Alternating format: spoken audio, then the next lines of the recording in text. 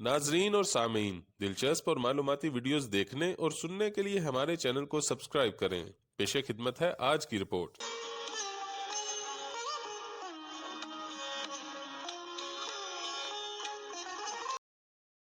لاہور نے اپنی حالیہ شناخت کے لیے صدیوں کا سفر کیا۔ یہ شہر کئی تہذیبوں اور تمدن کا امین ہے۔ یہاں جنگ و جدل کے طبل بھی بجے اور امن و آتشی کے گیت بھی گونجے۔ راوی کنارے آباد اس قدیم شہر لاہور کی اصل عمر کے بارے میں کوئی حتمی رائے نہیں دی جا سکتی۔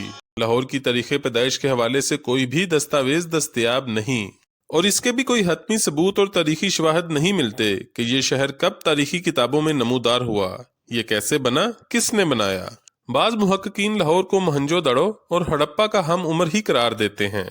ہندوؤں کی مذہبی کتاب رامائن میں بھی اس شہر کا تذکرہ ملتا ہے، جو دریائے ایراوتی کے کنارے آباد ہے۔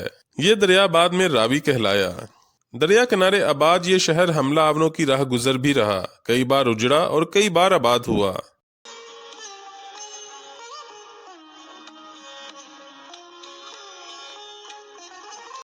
آغاز میں یہ ایک چھوٹا سا قصبہ تھا، اس کے گرد فصیل نہیں تھی۔ مغل بادشاہوں نے لاہور کے گرد فصیل تعمیر کروائی، اس کے 12 دروازے اور ایک موری بنائی۔ ان دروازوں میں بھاٹی دروازہ، لوہاری دروازہ، شاہ عالمی دروازہ، موچی دروازہ، اکبری دروازہ، یکی دروازہ، شیراں دروازہ، کشمیری دروازہ، مستی دروازہ، دہلی دروازہ، روشنائی دروازہ، ٹکسالی دروازہ اور موری دروازہ شامل ہیں۔ جب شام کے وقت شہر کے تمام دروازے بند کر دیے جاتے تھے تو لاہور میں داخل ہونے اور اس سے نکلنے کے لیے صرف موری کو استعمال کیا جاتا تھا۔ بعد میں یہ موری بھی دروازہ کہلائی۔ رام چندر جی کے بیٹے لوہ سے راجہ ہترت تک لاہور کے حکمرانوں کی تاریخ زیادہ باوثوق نہیں۔ سن 380 سے 1014 عیسوی تک مختلف ہندو راجے یہاں براجمان رہے۔ یہ سحر انگیز شہر آغاز ہی سے راجوں، مہاراجوں اور بادشاہوں کا مسکن رہا۔ مختلف قیاسات اور تخمینے اس کی تاسیس اور مؤسس کی نشاندہی کرتے ہیں۔ ٹاڈ راجستھان اور تحقیقات چشتی اور تاریخ لاہور میں یہ لکھا ہے کہ شری رام چندر جی کے 2 بیٹے تھے، لوہو، لوہ یا لو اور کشو۔ لاہور لوہ نے آباد کیا تھا اور اس کا نام لو پور رکھا تھا۔ کشو نے اپنے نام پر قصور آباد کیا۔ ہزارہا سال گزر جانے پر لو پور کا نام بگڑ کر لاہور مشہور ہو گیا۔ بہرحال لاہور کے نام کی مختلف شکلیں مختلف مصنفوں کے ہاں ملتی ہیں۔ وشوا بھاگا میں اس کا نام لو پور لکھا ہے۔ راجپوتوں کی تاریخ میں اس کا نام لوہ کوٹ ہے۔ یاقوت بن عبداللہ نے اپنی تصنیف معجم البلدان میں اسے الہاور کہا ہے۔ الادریسی نے اپنی تصنیف نزہت المشتاق فی افتخار الافاق میں اس کو لوہاور کہہ کر پکارا ہے۔ البیرونی نے اسے لہاور کا نام دیا ہے۔ خلاصۃ التواریخ کا مصنف سبحان سنگھ دھیر بھی اسی مشہور روایت کا ذکر کرتا ہے کہ رام چندر جی کے بیٹے لوہ نے لاہور بسایا۔ حضرت امیر خسرو لاہور کو لہا نور لکھتے ہیں۔ جامعۃ تواریخ میں مصنف رشید الدین نے اسے لاہور ہی لکھا ہے۔ تاریخ لاہور کے مصنف سید عبداللطیف کا یہ کہنا ہے کہ مورخ تورنٹن نے لکھا ہے کہ لاہور لہا نگر کی بگڑی ہوئی شکل ہے۔ اس کے علاوہ بھی لاہور کے مختلف نام مختلف تاریخی کتابوں میں دیکھنے کو ملتے ہیں، مثلا لاہور، لوہاور، لوہور، لاہور، لاہور، لہاور وغیرہ وغیرہ۔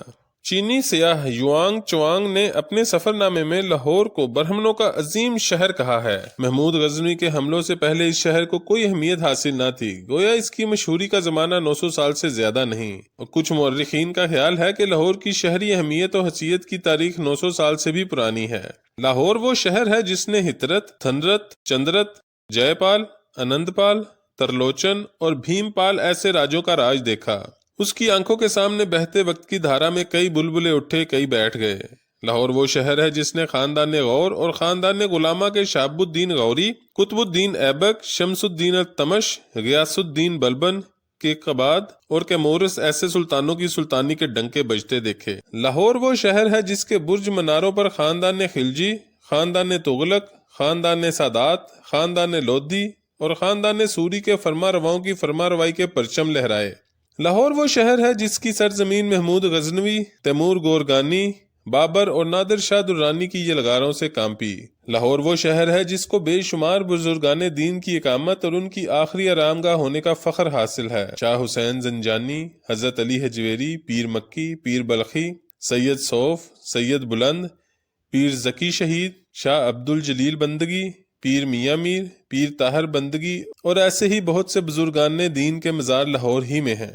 لاہور وہ شہر ہے جس کو باغوں کا شہر بھی کہتے ہیں۔ شالامار باغ، حضوری باغ، دلکشا باغ، فیض باغ، گلابی باغ، بادامی باغ، مورا والا باغ، گل بیگم کا باغ، باغ جناح اور ایسے بہت سے باغات لاہور شہر کی زینت ہیں۔ بادامی باغ اور گلابی باغ کے تو اب صرف نام رہ گئے ہیں، باغ نہیں رہے۔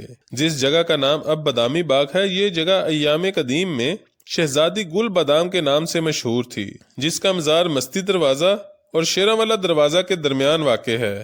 اس مزار پر سنگ مرمر کے بیش قیمت پتھر لگے ہوتے تھے۔ لاہور کے 3 سکھ حاکموں کے زمانے میں یہ عالی شان مقبرہ اور اس کا ملحقہ باغ برباد ہو گیا۔ اس کے باوجود اس شہزادی کے نام میں کچھ ایسی جاذبیت تھی کہ وہ جگہ اسی کے نام سے بادامی باغ مشہور ہو گئی اور ابھی تک ہے۔ جب یہ باغ آباد تھا، اس میں باداموں کے بوٹے کثرت سے تھے۔ انگریزوں کی عملداری کے آغاز 1849 تک یہ مشہور باغ قلعہ کے شمال کی طرف موجود تھا۔ انگریز مرد اور خواتین شام کے وقت اس کی سیر کیا کرتے تھے۔ اس وقت باغ میں انگریزی بینڈ باجا بجتا تھا اور بے شمار تماشائی جمع ہو جاتے تھے۔ 1860 میں اس باغ کا نام کمپنی باغ رکھا گیا اور اس کے محتمم مسٹر ہنری کوپ قرار پائے، جو انگریزی روزنامہ لاہور کرونیکل کے ایڈیٹر تھے۔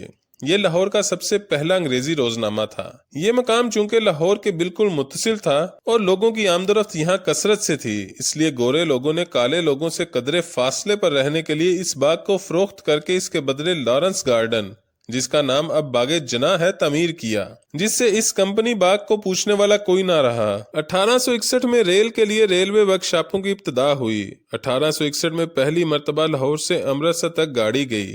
1880 میں لاہور سے وزیر آباد تک ریلوے لائن بنی، جس سے بادامی باغ کی بہت سی زمین ریلوے اسٹیشن کے احاطے میں آ گئی۔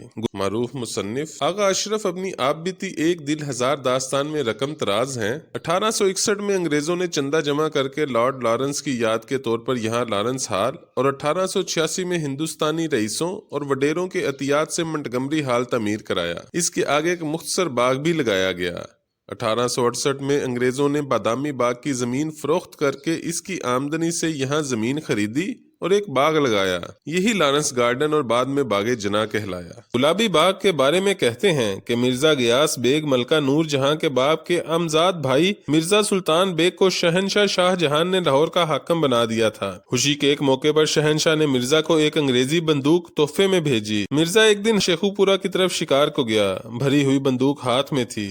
خدا جانے کیا واقعہ ہوا کہ وہ اس کے ہاتھ میں چل کر پھٹ گئی۔ ہرنوں کو شکار کرنے والا مرزا خود شکار ہو گیا تو اسے لاہور شالامار کے قریب دفن کیا گیا اور اس پر مقبرہ بنا کر چاروں طرف باغ لگا دیا گیا، جس میں دیسی گلابوں کے بوٹے لگائے گئے۔ یہ باغ اسی نسبت سے گلابی باغ مشہور ہوا۔ یہ باغ بھی اب نہیں ہے، لیکن اس کی ڈیوڑی کا عالی شان منقش گلکار دروازہ اپنے بانی کی یاد میں آج بھی نوحہ کنا ہے۔ پنجاب کے مہاراجہ رنجیت سنگھ کی محبوبہ مورا بائی لاہور کی ایک مشہور حسین و جمیل طوائف تھی۔ مورا نے اپنے عروج کے زمانے میں دیگر روسے دربار کی طرح موری دروازے کے باہر ایک عالی شان باغ بنوایا تھا، جس کی 4 دیواری اونچی تھی، جس کا دروازہ نقش و نگار سے مرصع تھا۔ مورا بائی کی موت کے بعد امرتسر کی ایک طوائف گل بیگم کی قسمت چمکی۔ مہاراجہ رنجیت سنگھ نے گل بیگم کے ساتھ باقاعدہ شادی کی۔ گل بیگم نے لاہور میں میانی صاحب کے قریب مزنگ سے متصل ایک عالی شان محل کی بنیاد رکھی اور ایک عالی شان باغ کی بنیاد بھی ڈالی۔ یہ باغ گل بیگم کہلایا، لیکن یہ باغ بھی اب اجڑا ہے۔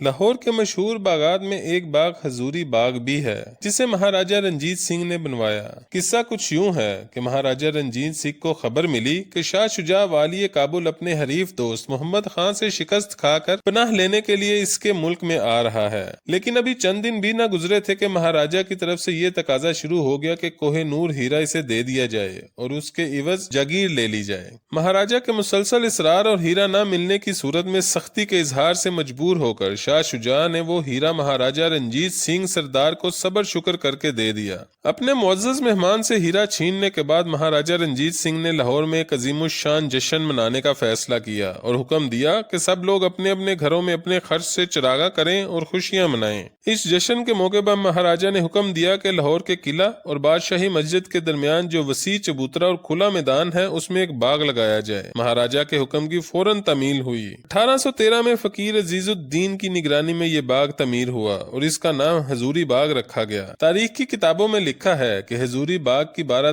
کی تعمیر اور زیب و زینت کے لیے مقبرہ زیب النساء، مقبرہ شاہ شرف، مقبرہ نور جہاں، مقبرہ آصف جاہ اور مقبرہ جہانگیر سے سنگ مرمر اور دوسرے خوش رنگ پتھر اکھاڑے گئے، اور 2 سال کے عرصہ میں یہ باغ اور اس کی بارادری اور فوارے تیار ہوئے۔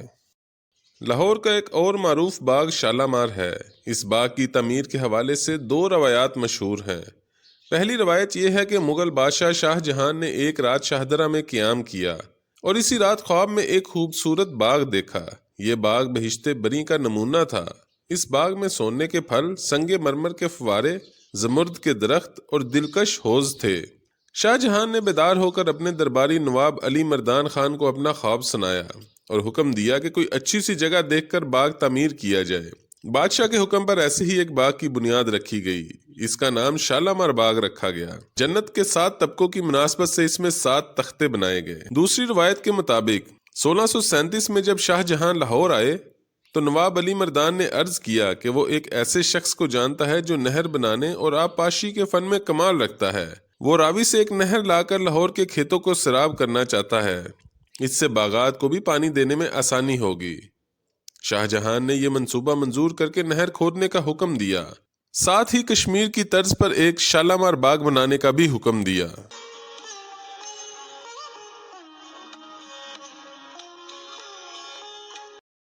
ناظرین اور سامعین، لاہور کے تمام باغات اور اس قدیمی شہر کے ہر جز کو کسی ایک رپورٹ یا کتاب میں سمونا ممکن نہیں۔ لاہور کے مختلف تاریخی پہلوؤں اور اس تاریخی شہر کی معدوم ہوتی روایات کا ذکر ہم اپنی چند دوسری رپورٹس میں کریں گے اور ایسی معلومات آپ تک پہنچانے کی کوشش کریں گے جو نایاب ہوں گی۔